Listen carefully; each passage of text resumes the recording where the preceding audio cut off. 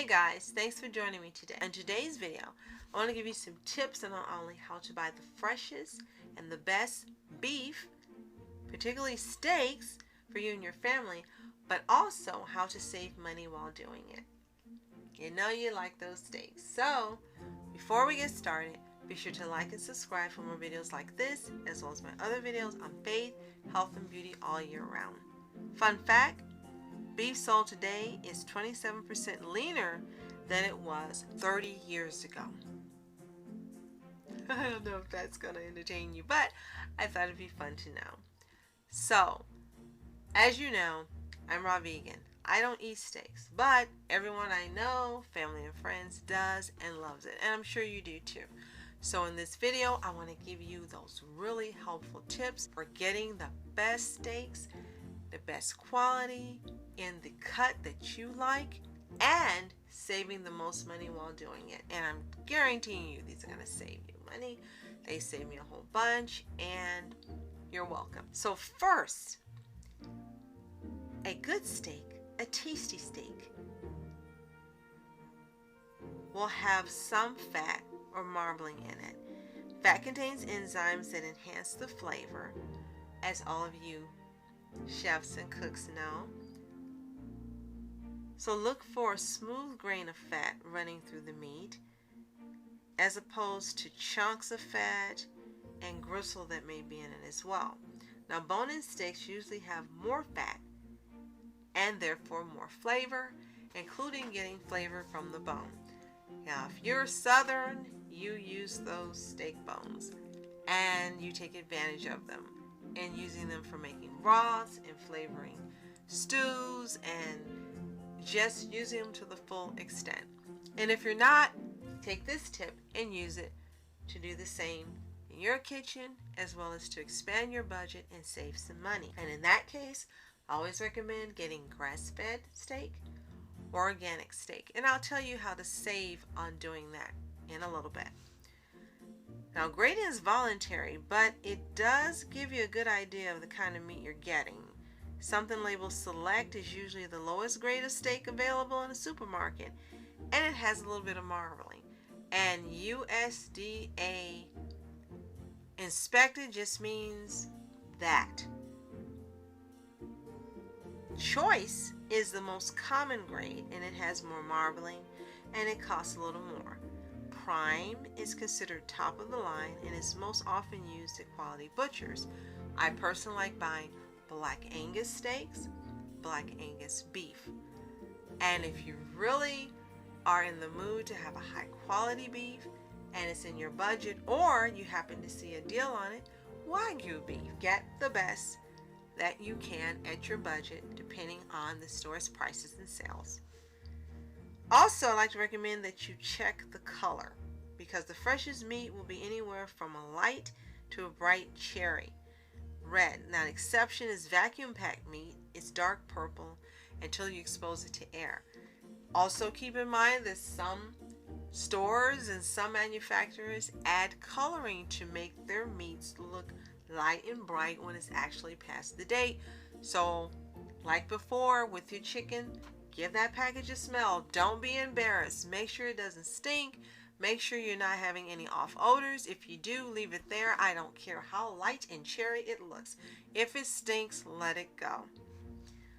Avoid steak that looks shiny in the package, or where the fat is no longer white. And you've seen it. It's got that yellow look or that gray look, or it's like, woo, I look new. Don't eat it. There's something wrong with it. It's being treated and glowed up so that you'll buy it. Leave it in the store. And also, as I mentioned about chicken and fish, avoid packages that contain too much liquid. It usually means the meat's being frozen and thawed, and it could be contaminated with E. coli and salmonella. Leave it at the store. No matter how good the price is, it's not worth the risk. Most beef is aged, no matter the store that's carrying it or the manufacturer or the producer. Dry aging is an older, now rarer process, usually done only with prime beef. Also, I think Wagyu, with some cuts of it, that's done as well. Wet aging is more common today. That may make a difference in pricing. So you might want to try cuts of meat that don't have any type of aging. Now, if you're worried about BSE or mad cow disease, steak can be one of the healthiest ways for you to eat beef. Mad cow disease takes 3 to 4 years to develop, and most steaks come from cattle that are only about 2 years old. Also, if you've been taking precautions in handling your meat and buying your meat and knowing where it's sourced from, you can help reduce that as well. If you want to know where it's from, ask. If it's not listed on the package and you're buying, for example, frozen steak, which is a thing now, and it doesn't tell you where it comes from or where the cow comes from, leave it in the store. Some really good places to get beef are from New Zealand and Australia. They're carrying a lot of those meats, beef as well as lamb, ground and whole cuts, and the meat is excellent. So you can try some of those. Again, wait till they're on sale or they're new introduction to your store and are giving you introductory prices. Stock up on it at that time. Take some of that money you use for your other meat and spend it on that meat. Freeze it and enjoy. Also know that mad cow disease is usually found in the organs, and steaks are cut from muscle, so you might want to stay away from the hearts and the livers and so forth of beef. Now, I do know that some people make dishes that these parts are used.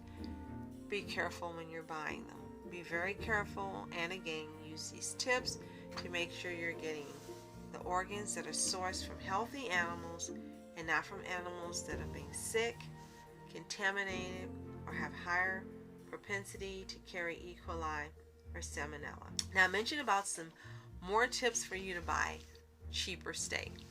There's always a clearance. Check and look. Sometimes that clearance meat needs to stay there. Again, if that fat looks gray, or if it looks yellow, or the package is slightly open or damaged, or if you see a lot of liquid, leave it there. It's not worth it. Even if you rinse it off and clean it, you still can have that meat being contaminated and a risk when you heat it up, spreading. Just don't get it. Leave it in the store. It's not worth it. You also can buy, as I mentioned earlier, frozen steaks. I think there's one called No Name I've seen, and the meat actually, when I read the box, comes from a good source. Some of them even are non-GMO, which is even better. And if so, and they're on sale, get yourself a box or 2 of those, put them in the freezer. If you live in a colder climate, they'll be great and you don't have to go outside. And if you live in a hotter climate, well, you may have some barbecues or cookouts, and then you'll have some extra meat in case you have extra people who come over. Another way to save on steak prices is to buy in bulk.